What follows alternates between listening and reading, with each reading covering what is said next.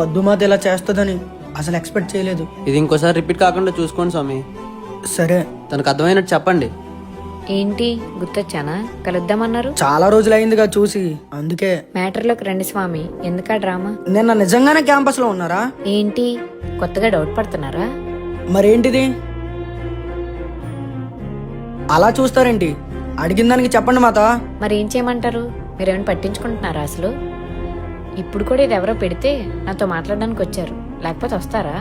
అది కాదు మాత, ఒక మాట చెప్పాలా? ఇలా ఫ్రెండ్స్ తో బయటికి వెళ్తున్నా అని. మీరు మాలేసినప్పుడు నాకు చెప్పారా? మీరు అలా ఉంటే నేను ఎలా ఉంటానా చెప్పండి. మీ బాధ నాకు అర్థమైంది మాత, తప్పు నాదే. ఏమనంటే సారీ, తప్పైపోయింది. ఇది ఒక బాగా అలవాటు అయిపోయింది మీకు. కోప్పడకండి మాత, ఈసారి వెళ్ళేటప్పుడు చెప్పేసి వెళ్ళండి. సరే మరి, పూజకి వెళ్ళాలి, జాగ్రత్త. వెళ్ళండి వెళ్ళండి, మీకు ఆ పూజలు అంటేనే బాగా ఇంట్రెస్ట్ కదా.